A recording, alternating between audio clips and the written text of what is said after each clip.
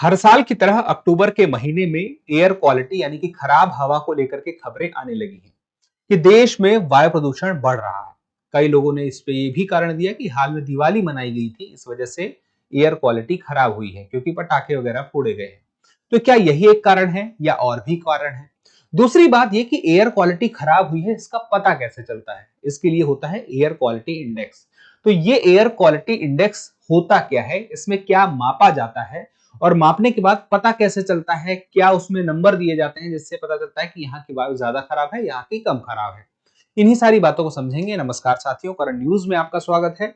तो सबसे पहले हम ये समझते हैं कि इस एयर क्वालिटी इंडेक्स यानी कि AQI ये आखिर आया कैसे। तो ये तैयार किया है पर्यावरण संरक्षण एजेंसी ने। अब इस पर्यावरण संरक्षण एजेंसी ने जो AQI तैयार किया, इसमें स्कोर दिया जाता है किसी भी खास क्षेत्र के लिए। वह स्कोर 0 से 500 तक की रेंज में दिखाने का प्रयास होता है वायु की गुणवत्ता के आधार पर। तो अगर 0 की तरफ यानी कि 0 के ज्यादा नजदीक जो स्कोर रहेगा वो बेहतर माना जाएगा, जितना वो 500 की तरफ ज्यादा जाएगा उतना ही नुकसानदायक होगा। उसको भी कई हिस्सों में बांटा है, अभी हम वो भी देखेंगे। दूसरी बात यह है कि वायु अगर गुणवत्ता उसकी खराब हो रही तो उसके कुछ कारक हैं। तो कौन से वो प्रमुख प्रदूषक माने गए हैं? तो 8 प्रदूषक माने गए हैं। तो 8 प्रदूषक कौन है ये भी हमें पता होना चाहिए। सबसे पहला होता है, प्रदूषक की बात करें तो वो है हमारा PM 2.5। दूसरा है PM 10।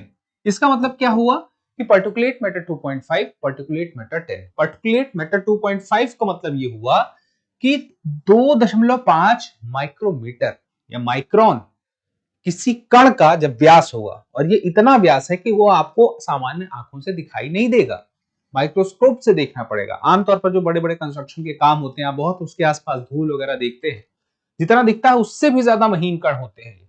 और इसी तरह से PM 10 यानी कि 10 माइक्रोन। अब ये 10 माइक्रोन का मतलब ये हुआ कि ये भी बहुत सूक्ष्म है, और इतने सूक्ष्म है कि ये हमारे फेफड़ों में जाके हमें नुकसान पहुंचाते हैं, हमारे शरीर के अंदर जाके। तो फेफड़ों की बीमारी, अन्य कई सारी बीमारियां ये होती हैं इनकी वजह से।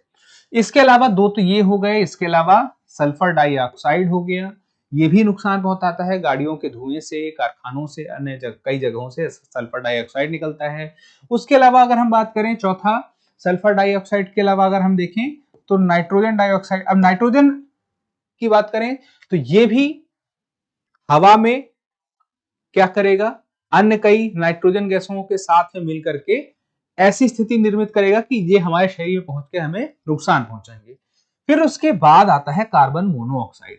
देखिए, कार्बन मोनोऑक्साइड ऑक्सीजन में हमारा ब्लड है उसमें ऑक्सीजन की कमी कर देता है, इसकी वजह से ये हमारे लिए जानलेवा भी हो जाता है।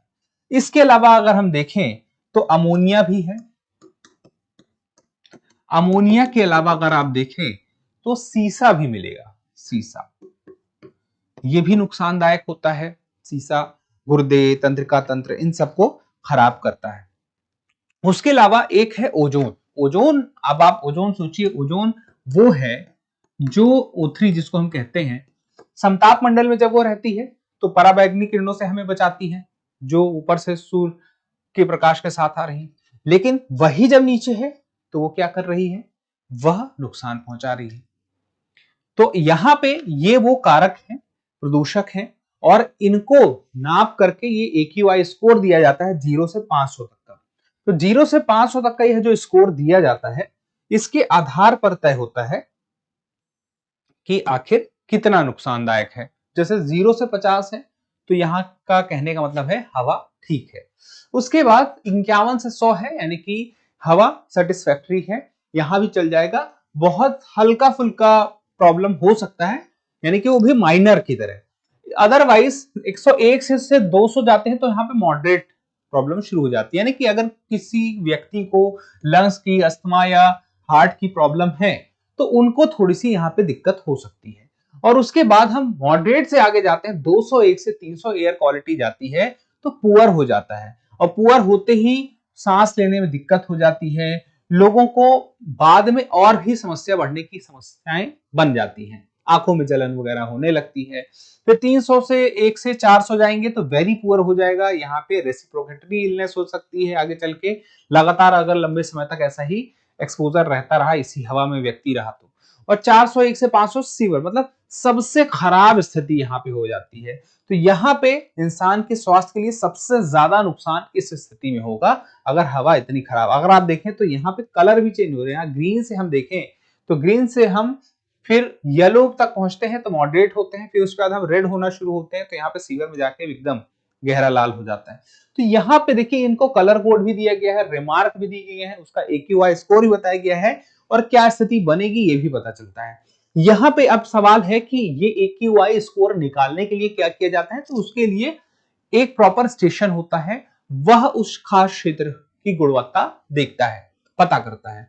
तो ऐसे कई स्टेशन लगे हुए हैं, 1200 से भी ज्यादा स्टेशन देश में लगे हुए हैं। अब बात करें गुणवत्ता पता करने का काम किसका, केंद्रीय प्रदूषण नियंत्रण बोर्ड का है, फिर उसके बाद दिल्ली प्रदूषण समिति का है, उसके बाद और हम बात करें तो भारतीय उष्णकटिबंधीय मौसम विज्ञान विभाग का है, इनके माध्यम से डेटा इकट्ठा किया जाता है वायु प्रदूषण का। अब यहाँ पे बात आती है कि दिल्ली में इतना प्रदूषण हो कैसे रहा है, तो दिल्ली में इतना प्रदूषण होने की वजह क्या है कि अचानक से हर साल अक्टूबर के आसपास से हम सुनना शुरू कर देते हैं।